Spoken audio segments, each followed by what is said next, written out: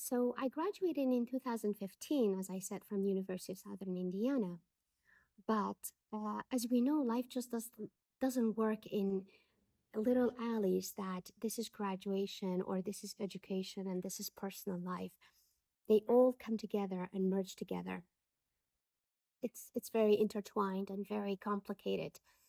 In 2014, right before 1 year before I graduated, I got a call from my parents that I learned my mom was diagnosed with a stage 4 breast cancer, which was very difficult. And I was willing to drop everything and go back. But my mom had a call with me and said, for the sake of me, you need to finish this. You cannot drop this. You're no use for me if you come back without a degree at this moment. So go through with your graduation, finish everything, then come home. So as soon as I graduated, within a week after graduation, I had everything packed. I went back to Iraq. At the time before going back, I was not sure what I wanted to do.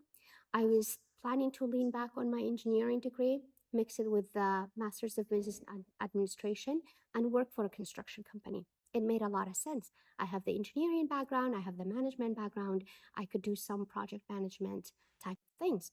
But guess what was happening in Iraq? ISIS was happening in Iraq. When a country is in an active war, they're not building new things. So a lot of the construction companies downsized, or some of them just closed because no one was willing to build anything new. We didn't know when was the time that the next city will be taken over or will be occupied by ISIS. So when I went back, I started looking for jobs, and I came across that I learned that there were a lot of international organizations who have opened shop in Iraq and in my city of Sulaymaniyah. So I got my first job with International Rescue Committee as Economic Empowerment Officer within the Department of Women Protection and Empowerment. My job was to help women start their own businesses to contribute to their family's financial situation. And I stayed with International Rescue Committee, but I took on different titles and different positions. I shifted after a year and a half, I shifted to the Education and Child Protection Department. I took on the role of non-formal education officer, which my job was to make sure that I provide substitute programming for refugees who missed out on school due to displacement or due to leaving their homes. And later on, I got a job which was a bit of a promotion, senior delivery officer. Again, I went back to the Women Protection Department, and I was managing a staff of caseworkers who were working with refugee survivors, Yazidi survivors, and different people from different backgrounds within Iraq and Syria. And I applied for a managerial position which was Economic Empowerment Manager with Women for Women International. It's an American-based organization. The module is so beautiful that a women from the global north in a country that they believe they can sponsor a women from countries of which is a bit vulnerable. They sponsor these women for 1 whole year. There is a letter exchange that happens between them. It was a very rewarding job that I did for about 3 years. And then I went back to International Rescue Committee as a senior manager. I was providing support when it came to quality control, the quality assurance of programming, and capacity building.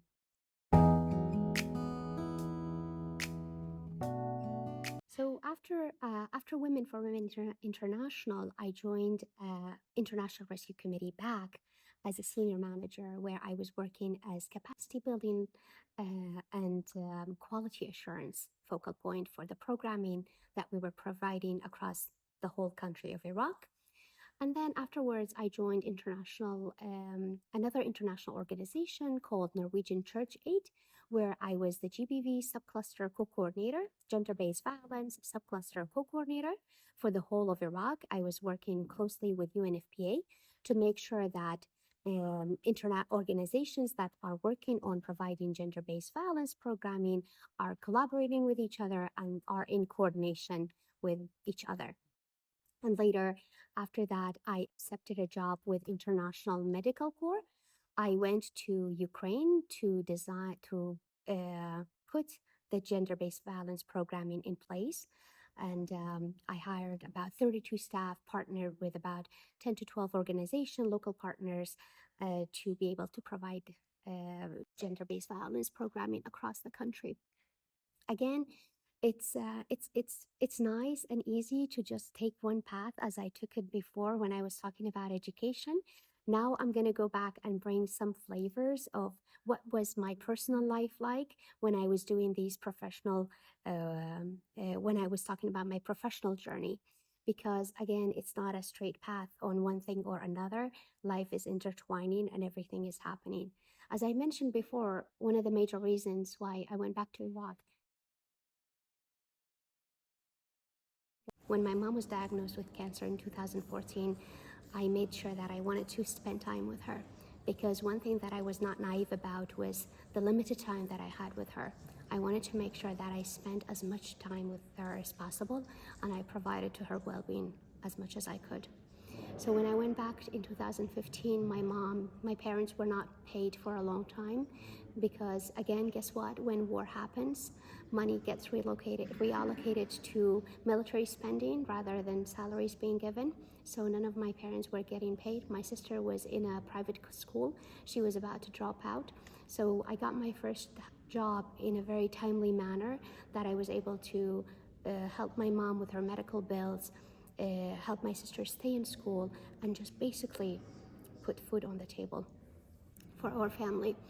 And then, unfortunately, as time was going by, her disease was getting much harder and harder, and she was getting her medications renewed from Germany. So from time to time, she had to fly to Germany, and that was a lot of financial restraints on us, and especially on me, because at that time I was the only one who was making a full-time salary, a full-time job salary. But I was in debt a lot, but I'm so thankful that I had a lot of wonderful friends who were lending me money to either put it towards my mom or to put it towards my sister's education. They were really tough times, and at times when you're in such a tough situation, you think there is no way out of it. You think the water is all the way up here. You keep pedaling just to keep your nose above the water, not even your mouth. So I'm so glad that I kept on pedaling, because I made it out of it. But one of the most difficult things that I've ever had to deal with have not been the stories of chemical bombing, or have not been the stories of atrocities that have been done. It's been the fact that I lost my mother. It's the most difficult thing, that it took me a very long time just to be able to mention mother without crying. So I've come a long way. I've come a very long way, but this doesn't mean that I've forgotten about her. It just means that I learned to lean into the memories that we have together, and smile, remember even the not so fun times that we've had together, and smile, because I felt so safe to not to tiptoe around her, but rather speak my mind and have a conversation with her. So yeah, I believe it's the most difficult thing that one have to deal with, even, yeah. So yeah, I learned about the mid-career Masters of Public Administration program in January 2022. So I prepared myself. I gave myself almost a whole year, at least 9 months, to work on an application and to prepare myself.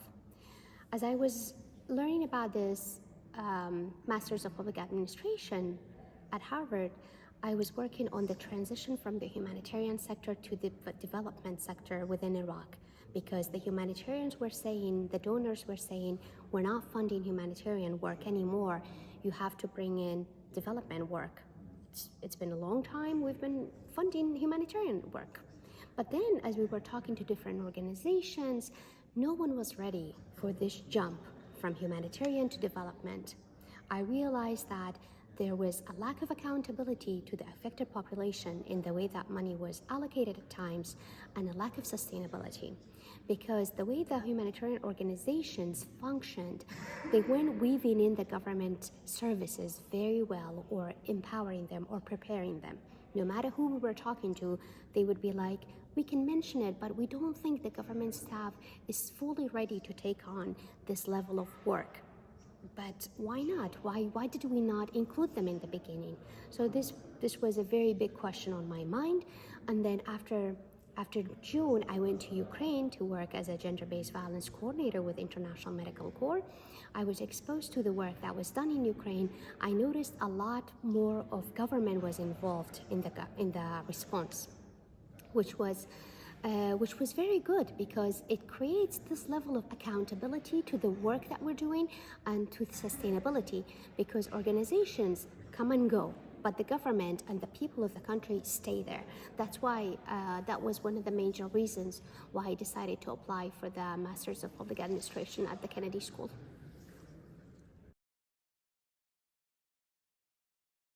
Lately, I was in a session for my fellowship.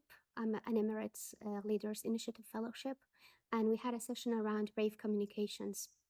In that session, here at the Kennedy School this year of 2024, and in that session, we were asked, why do we not speak up when certain things happen around us? What keeps us silent? I've never had this kind of thinking before. But my input was, when you brand a whole nation as a terrorist nation, people fear speaking up. And there have been times that I have stopped myself. I have not expressed myself fully of certain things that are happening because of the nationality that I have, which is Iraqi. And it's really scary that I've just lately caught myself thinking about this. Maybe this might be one of the things that stopped me from talking about different conflicts, which is too far away from me. They could be anything. I don't necessarily express my opinion. And that also reminded me when I was a student at the University of Southern Indiana, whenever we would have any kind of news around a possible terrorist attack, or anything would be on the news around an attack, I would be like, please God, don't let them to be from Iraq, please. Because no matter what, even if it's an action of an individual coming from that nation, you would end up being judged from being that background, which I had nothing to do with. Yeah.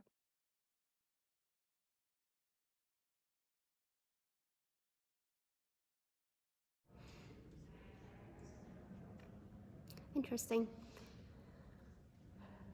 I think it has shaped my personality in a way that I understand people when they go through a tough time. I can make a connection when people are going through a tough time, and it came in very handy when I have responded in different conflicts, or when I am planning or designing a response, because it makes me think of the people first, keep them to be the number one priority, not look at them as numbers for reports, but as people who really need this kind of help and this kind of support. Because I was that child who received meals, hot meals, who received stationery, and who benefited a lot from it.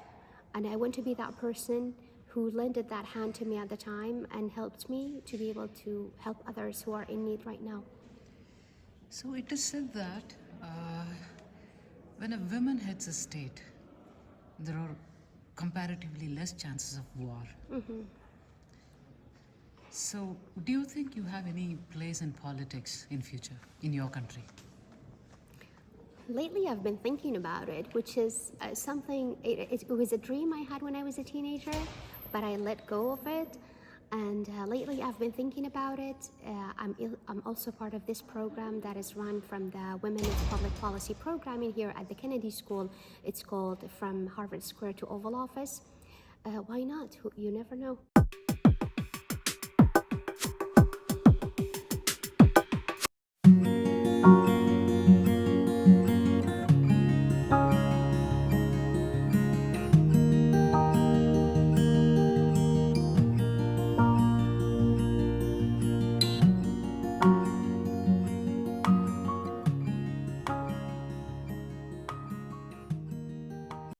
sure you all enjoyed listening to Shan.